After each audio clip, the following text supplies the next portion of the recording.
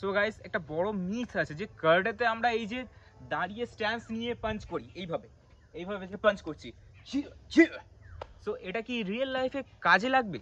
মানে অনেকে মনে করে যে কারাটেতে আমরা এইভাবে টেকনিক্যাল এইভাবে পাঞ্চ করি, মানে কি আমরা ফাইটে কি ওইভাবে পাঞ্চ করব, তো আমাদের অনেকটা টাইম লেগে যাবে, সো এটা কোনো কাজের না, এরকম অনেকের মনে মানে প্রশ্নটা চলে।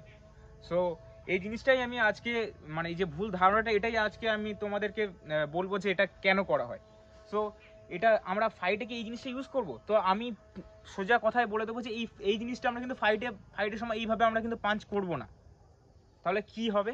তো যেটা হয়, আমরা ফাইটের সময় কিন্তু আমরা এই যে জিনিসটা করি, ফাইটের সময় পাঞ্চের মধ্যে ডিফারেন্স সেটা হচ্ছে যে এইটা আমরা যখন বেসিক ট্রেনিং করি, যে মানে যারা নতুন স্টুডেন্টস, যারা বা আমরাও এখনও এই জিনিসটা প্র্যাকটিস করি, কারণ আমাদের পজিশন ঠিক রাখার জন্য।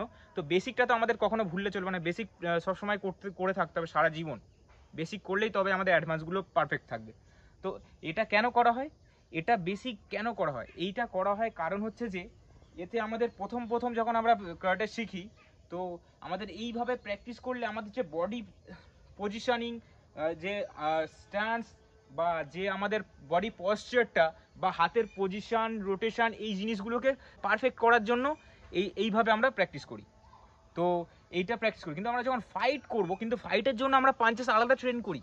যেমন আমরা বক্সিং যেমন জ্যাব ক্রস আছে, সেরকম আমরা কারাটেতে কি হয়, ইয়াকুজুকি, জামিজুকি, ক্যাগিজুকি, হিজোজুকি, এইরকম পাঞ্চেস করি। সো এরকম কিছু কিছু ডিফারেন্স নাম আছে। তো আমরা ফাইট যখন করব তখন কিন্তু আমরা তো যেহেতু কারাটে করছি, তো পাঞ্চ আমরা এইভাবে প্র্যাকটিস করব, এইভাবে আমরা ফাইটের সময় পাঞ্চ করি নর্মালি যেমন হয় আর কি, নর্মাল ফাইটে।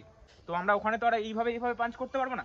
তো স্ট্যান্সে গার্ড রাখবো, ব্লকস করবো, and kicks, everything will do like this. So এইভাবে আমরা ফাইটের সময় পাঞ্চেস করি। তো এইসব বিষয়ে আমি পরে আরও ডিটেলি ভিডিও বানাবো, ফাইটের সময় আমরা কীভাবে পাঞ্চ করি আর ওর সময় যেটা, এটা আমি আজকে জাস্ট ডিফারেন্সটা একটা ওপর বলে দিলাম সংক্ষেপে। তো সেটার জন্য অবশ্যই চ্যানেলটি সাবস্ক্রাইব করে রাখুন। আর যদি ভিডিওটি ভালো লেগে থাকে, কিছুটা ইনফরমেটিভ মনে হয়, তো অবশ্যই লাইক করবেন একটি। So thanks for watching. পরের ভিডিওতে আবার দেখা হবে।